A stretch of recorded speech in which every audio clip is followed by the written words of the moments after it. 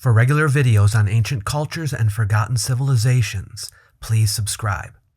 Today we're diving into one of the most intriguing mysteries of ancient literature.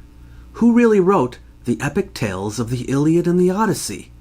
The name Homer is familiar to most, even if you haven't read these legendary works from ancient Greece. You might also be aware that it's not known for sure whether these works were created by a single poet or multiple authors, and where and when they lived. This complex web of queries is known as the Homeric question, a term that has been around for nearly 200 years. For a long time, people have been on a quest to uncover the true identity behind these timeless stories. Was Homer one person? Can we pinpoint Homer's date in history? Join us as we explore the fascinating history and theories surrounding one of literature's greatest enigmas.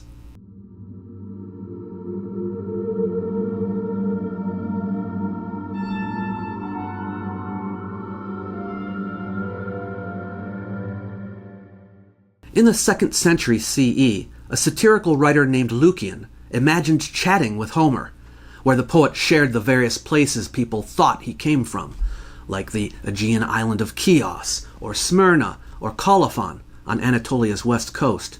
Early on, Homer was associated with this part of the world. Several writers talked about this talented poet from Chios, where a group of bards called the Homeridae, or children of Homer, settled by the 6th century BCE. Some sources even mention Homer being conceived on the island of Ios, or at Cumae, and born in Smyrna. Although Lucian's take was meant to be humorous, modern scholars believe the Homeric poems likely originated from these regions. The Greek in the poems, though not exactly like any spoken dialect, resembles those from the west coast of Turkey and nearby islands more than those from mainland Greece. There were different ancient ideas about what Homer looked like. The name Homeros could mean hostage in Greek, so some people pictured him as a captive. But Homeros could also mean blind, and that image stuck in people's heads too. This might be because the Odyssey features a blind but talented poet named Demodocus, who performed at royal courts. The story of Homer being blind might have been created to explain how the poems were originally passed down orally before writing existed in Greece. Like the blind poet Demodocus in the Odyssey, bards would sing the poems to audiences, using repetition and set phrases like "godlike Odysseus" to keep the rhythm. This oral tradition kept the stories alive long before they were written down. The earliest sources that mention Homer only speak of him as the composer of the Iliad and Odyssey, and nothing more is said. It really isn't until we get to the Roman period that we start to see sources talking about Homer as a person, and still almost nothing biographical in nature. Without any historical records pinpointing when Homer lived, or archaeological evidence bearing on the question, scholars had to analyze the poems themselves to make educated guesses about Homer. This analysis, which aimed to identify different parts of the poems with distinct origins, became a major focus of Homeric criticism in the 19th and early 20th centuries. Although some opposed this method, it became widely accepted around 1830 under the term the Homeric question. These days, the Iliad and the Odyssey are generally dated to the late 8th or early 7th century BCE, a time when writing was becoming more common in Greece. It's likely that the poems were first written down during this period. However, they clearly contain elements from the pre-writing era. For instance, the story of the Trojan War's origin, involving Paris, Prince of Troy, awarding Aphrodite the golden apple, is only briefly mentioned by Homer. This suggests that Homer expected his audience to already know the details, indicating that the story predates the poems. The poems also seem to preserve memories of an earlier heroic age, with men described as stronger and mightier than those in Homer's time. Many scholars believe that if the Trojan War happened, it likely took place during the late Bronze Age, about 400 years before the Iliad and Odyssey were written. The impressive architecture of Troy and the grand palaces of the Mycenaean Greeks from 1600 to 1200 BCE suggest a highly developed civilization during this period. This civilization collapsed around the 12th century BCE. The Homeric epics mix elements from various times. They describe a glorious past, but also include details from later periods, like the construction of temples to the gods, which as far as we can tell didn't begin until the 8th century BCE. This mixture of elements in the stories is partly accidental, preserving memories and phrases from different eras, and partly intentional, as Homer set the war in the distant past, choosing words and objects to evoke that earlier time, but also trying to make things relatable to his audience. So where does Homer himself fit into this? If there was a Homer, perhaps a poet from Smyrna who worked on the island of Chios, was he the original storyteller who devised the plot himself, perhaps being influenced by what he had heard about Troy? Or was Homer more of an editor, refining the orally passed down poems into the versions we know today? Alternatively, is Homer a symbolic name for the collective effort that produced these remarkable epics over centuries, without a single author? Analyst scholars have employed 4 criteria for looking into the authorship of the Homeric epics. A. Inconsistencies in content. B. Layers of linguistic, phraseological, and cultural elements that reflect different stages of the epic's development. C. Stylistic differences indicating different poets. And D. Repeated verses that don't always function well in different contexts. Analytical criticism aimed to reconstruct the phases through which the epics developed, suggesting that the Homeric poems we know today were not the work of a single individual. They sought to identify the phases and the parts that different unknown poets contributed at each stage. In the old days, there were 2 main analytical models, the lay theory and the nucleus theory. Lay theorists believed the poems were composed of independent short poems, or lays, possibly by different poets, and that any coherence in the Iliad or Odyssey was imposed later. Nucleus theorists, however, thought each epic grew from a smaller core with an overall plan and conception, which Homer composed, and then later poets expanded.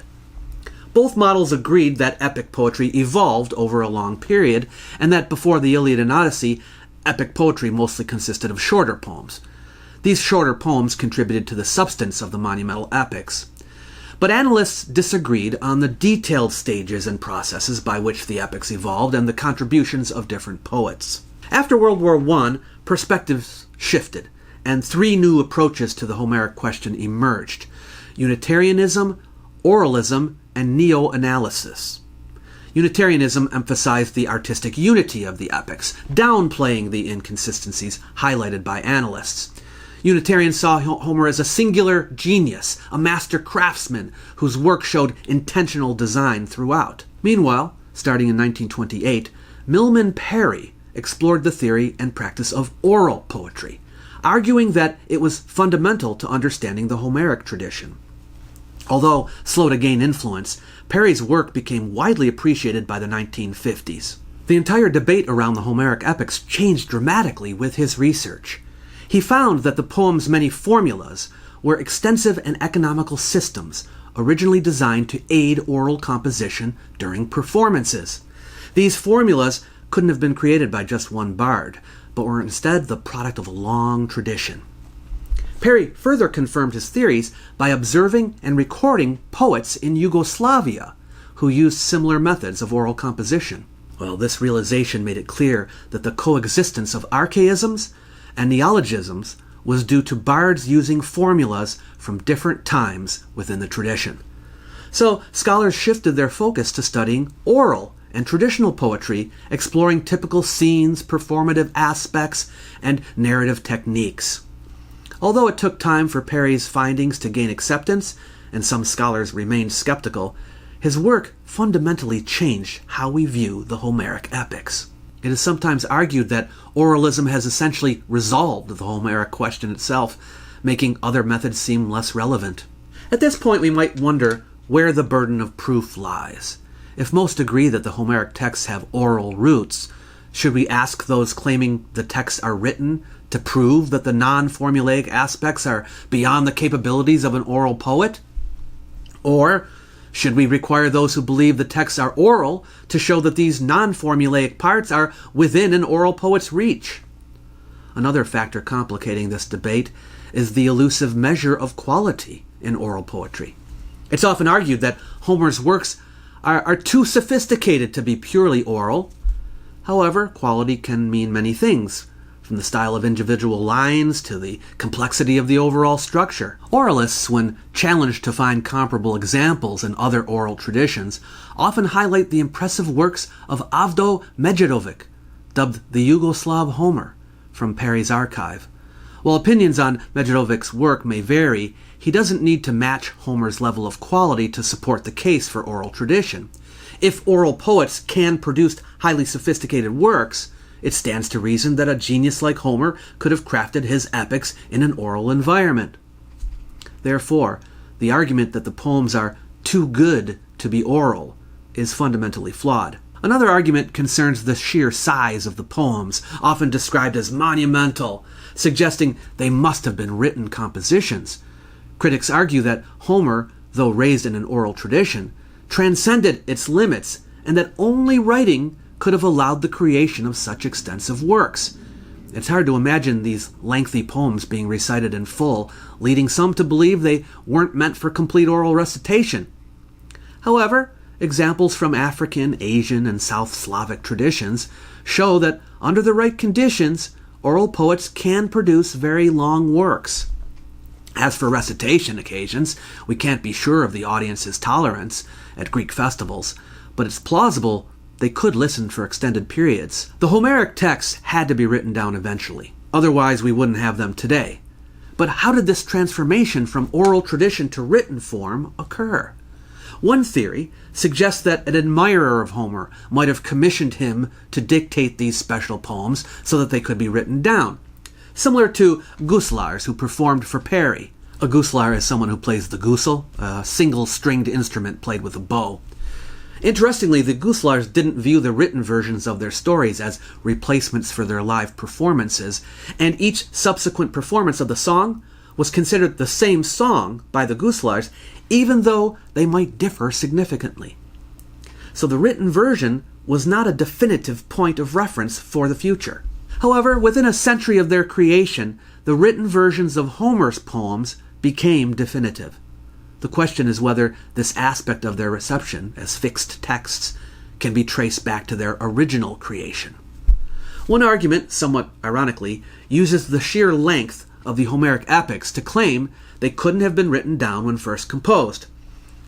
The reasoning is that the technical challenges and the scarcity and expense of writing materials at the time, circa 700 BCE, made it impractical to write such long poems. Therefore, it is argued, the poems must have been transmitted orally, remaining flexible and adaptable until they were finally written down in more literate times. The usual point cited for this transition is 6th century Athens, during the Pan-Athenaic festival, during the time the Pisistratids, the tyrants of Athens, ruled, who turned the festival into an international cultural event. However, there are at least two problems with this view. First, although there is evidence that a text of Homer was produced for the Athenian festival at that time, the so-called Pisistratid redaction, this evidence doesn't show it was the first such text. In fact, it suggests the opposite. If the Pisistratids wanted to ensure an authentic version of Homer, it implies there were already texts and that liberties were being taken with them. This indicates a pre-existing textual awareness of the variations inherent in oral transmission, rather than the creation of the first text. Second, if the text were still essentially oral and being recomposed in performance until the 6th century, their formulaic language would reveal this. Formulas would have continued to evolve, allowing scholars to date the text by analyzing their neologisms. Research using linguistic phenomena and statistical techniques has established the chronological sequence of 4 works: the Iliad, the Odyssey, Hesiod's Theogony, and Hesiod's Works and Days. This sequence indicates the poems were written down at different times, in that order, which contradicts the theory that they were all written down at the same time. The argument that papyrus was too difficult to find around 700 BCE is actually quite weak. Was the technology to produce and acquire papyrus really that much more advanced in 6th century Athens? Before the establishment of the Emporium at Naucratis in Egypt, papyrus wasn't unavailable. Byblos, the Phoenician city known for supplying papyrus and which even gave us the Greek word for book, existed. Additionally, parchment was available, and the number of animal skins needed to write down the Homeric poems would not have been beyond the means of the late 8th century. Moreover, there's the case of Hesiod. Nearly everyone agrees that his theogony was preserved when it was created. The widely accepted view that Hesiod wrote the poem for the funeral games of Amphidamas and referenced in it in Works and Days supports this. Hesiod wrote thousands of verses, indicating that a significant milestone in literacy and preservation had been reached. The same goes for the lyric poets of the time. The sudden preservation of so many literary texts shortly after writing re-emerged in the Greek world surely can't be a coincidence, and a strict oralist perspective seems not to take this into account. If these poems originated during their authors' lifetimes, wouldn't the authors have been involved? It is typically assumed that these oral poets must have dictated their poems to scribes. However, it doesn't seem like the poet would have had the entire Iliad or Odyssey fully formed in his mind, ready for dictation from start to finish. Oral poetry is characterized by its dynamic nature, with each performance involving a degree of recomposition. So, it seems that the Iliad and Odyssey would have been recomposed during the writing process and did not exist in their current form until written down. This writing process likely spanned weeks, months, or even years, which would have given the poet ample time to refine the structure and development of his narrative. New ideas could emerge during this period, leading to changes or additions to the already written sections. In both epics, there are identifiable places where the poet appears to have revised or expanded on his earlier work, suggesting that the text underwent significant alterations during their composition. Now, what if the poet was not the original poet, but someone who had been taught by the original poet? Or who had been taught by someone who had been taught? It depends on how far removed in time we are from the original. You see how complicated this can get? The third major 20th century approach to Homeric criticism is Neoanalysis, which is a more detailed form of Unitarianism. Neoanalysts try to identify connections between the Homeric poems and other lost epics that we know about from scattered references. At the beginning, I mentioned the example of Paris, the golden apple, and the beauty contest, a story that preceded Homer's composition. Another example is in the Odyssey, when Circe warns Odysseus about the clashing rocks, which only the Argo had safely passed. This suggests the Odyssey poet borrowed the clashing rocks from the earlier story of the Argonauts. Similarly, other adventures of Odysseus resemble parts of the Argonauts' tale, indicating possible borrowing from a lost early poem about the Argo's voyage. Both the Iliad and the Odyssey mention other stories outside their main narratives, such as the wars at Thebes, Heracles, Meleager, the seduction of Helen, the death of Achilles, the sack of Troy, and the Greek heroes' homecomings. Many of these events appear to have been covered in the lost epic cycle poems that the ancient Greeks tell us about. The question is whether the Homeric poets drew from these cyclic poems, or if the cyclic poems used the same older material as Homer. Sometimes the parallels involve narrative motifs used in different contexts. For instance, in the climax of the Iliad, Zeus weighs the destinies of Achilles and Hector. A similar scene in a cyclic epic has Zeus weighing the fates of Achilles and Memnon. Did the cyclic poet borrow this idea from the Iliad, or vice versa? Or were both poets using a common motif for dramatic duels? Neoanalysts explore these types of questions. Regardless of the specifics of neo-analytical claims, it is clear that Homer's epics draw from a traditional body of myth. The storytellers in Homer's poems recount well-known excerpts, and the audience's existing knowledge provides context. This resonance can be very rich, and poets often play with these effects. However, when Homer introduces major mythological innovations, it goes beyond mere resonance, suggesting he is creating new stories, rather than just offering new takes on familiar ones. This behavior aligns with other Greek poets, indicating Homer wasn't unique in this regard. The Iliad and Odyssey are remarkably innovative, reflecting on and engaging with tradition rather than simply transmitting it. The study of archaic intertextuality can provide further insights into how these texts originated. Anyway, most scholars agree that the texts of the Iliad and Odyssey were widely circulated by the mid-6th century BCE, a time when their influence on art also became more apparent.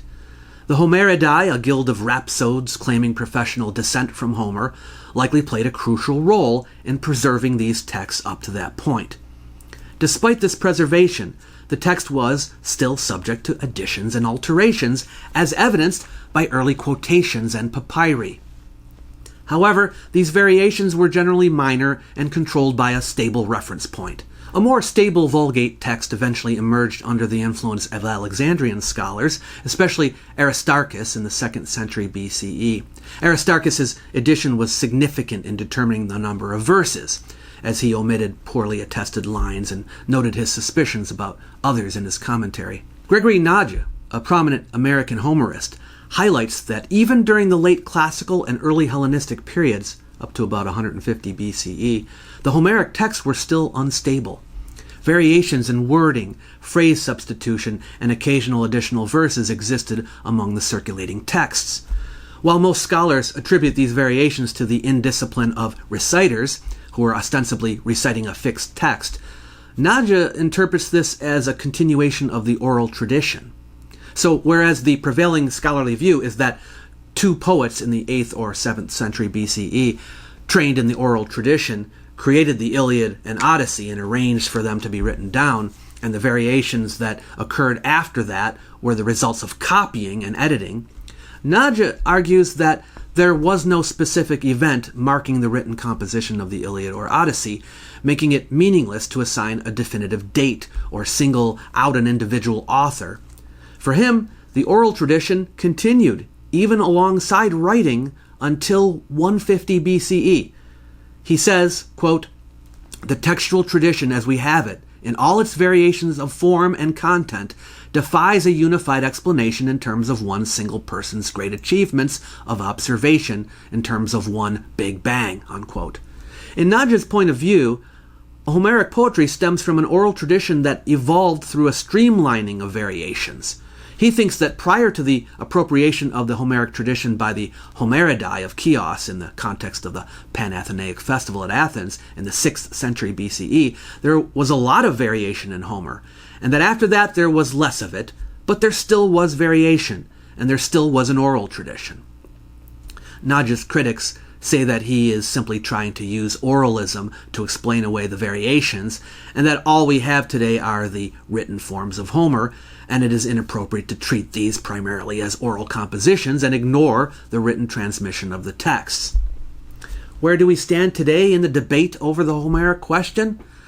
While the once prominent battle between analysts and Unitarians has largely subsided, the problems traditionally associated with the Homeric question are far from resolved. Nowadays, scholars generally agree that the Iliad and Odyssey are unified poems, each displaying a clear overall design that could not have resulted from merely stringing together separate shorter poems. This unity implies a single author behind each poem, despite the influence of earlier works. However, this does not mean that every part of these poems is the work of their main author. For example, nearly everyone agrees that the Dolaneia episode in Book 10 of the Iliad is an insertion by a different poet. But essentially, we're dealing with unified poems. Are the Iliad and Odyssey by the same poet? Most scholars today would argue that they are not. The Iliad is a tragic saga of heroic passions with a quasi-historical background, while the Odyssey is a tale of one man's triumph over adversity set in a world of folktale. These differences in genre are not definitive arguments against single authorship, but there are more compelling reasons. Differences in outlook and language between the two epics suggest different authors. Linguistic variations, though subtle, are evident through careful research. The Iliad poet seems familiar with the Greek coastal settlements in Asia Minor, while the Odyssey poet's world is centered further west in mainland Greece or the Aegean Islands. Additionally, some passages in the Iliad appear to serve as models for passages in the Odyssey, suggesting that the Odyssey poet was an imitator. There are those who maintain the traditional belief in a single Homer, who composed both epics, citing the ancient consensus.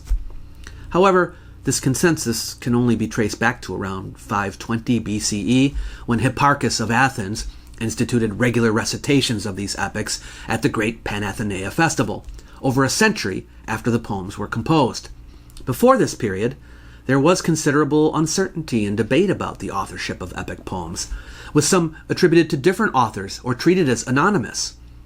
Interestingly, there is an ancient tradition suggesting that the Odyssey had a different author from the Iliad.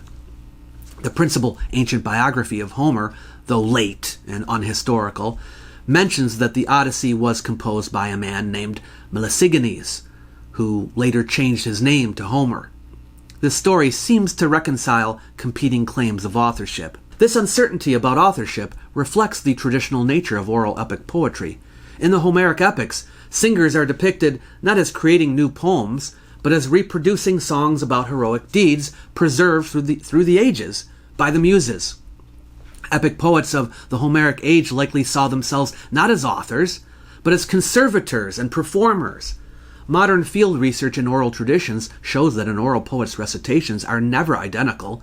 Each performance is a unique retelling, blending preservation with creative reinterpretation. Was a person named Homer responsible for either the Iliad or the Odyssey? Can we even date the poems? The debate continues, but Homerists today have come to see the matter in sharper focus than their predecessors. They have more definite parameters.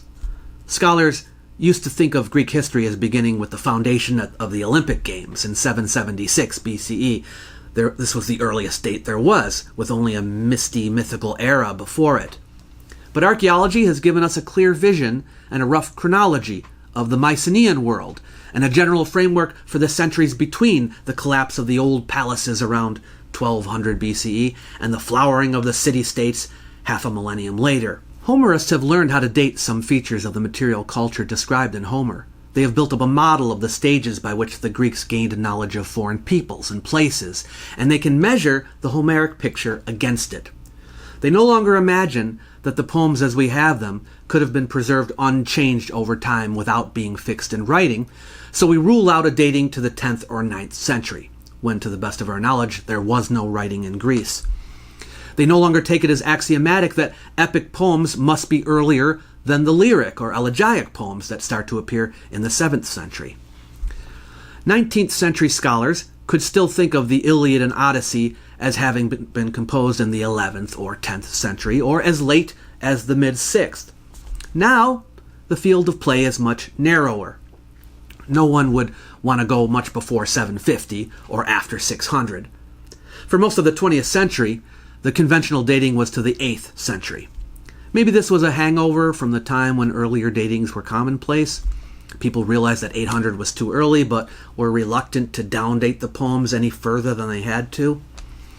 In recent decades, a growing number of scholars, on the basis of historical clues in the poems, have been persuaded to bring the Iliad and Odyssey down into the 7th century. For example, there is a reference in the Iliad to the great wealth of the Egyptian city of Thebes.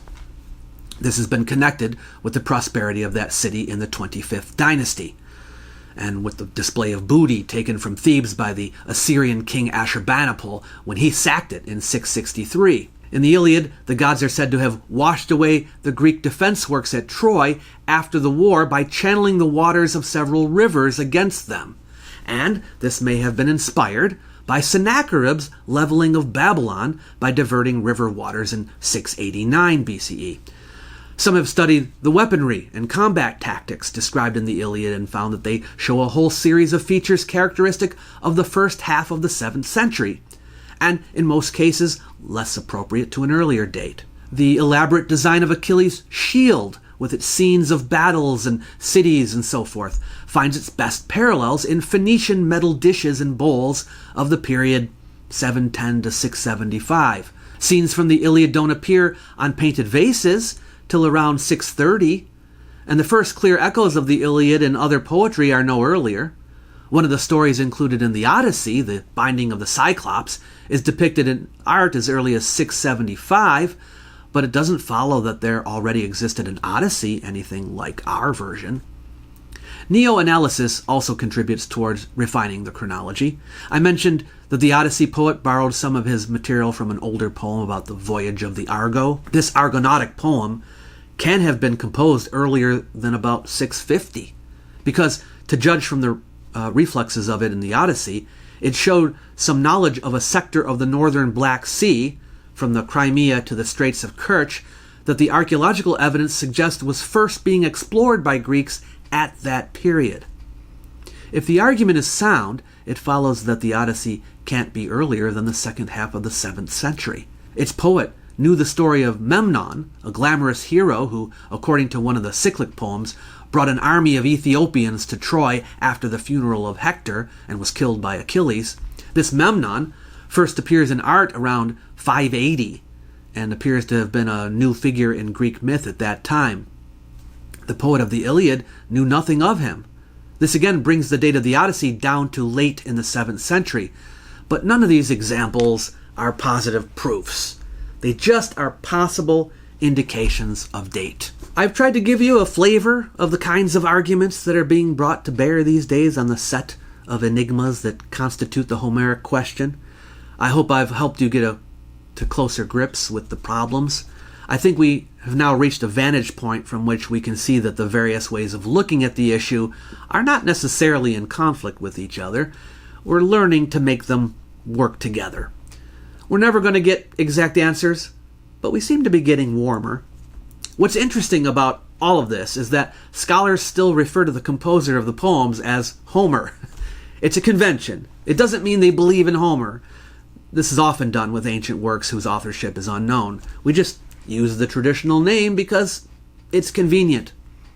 Will the mystery ever be solved?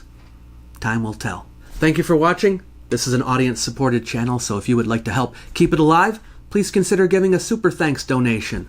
If you'd like to help out on a regular basis, you can do so for as little as $2 per month at patreon.com/World of Antiquity.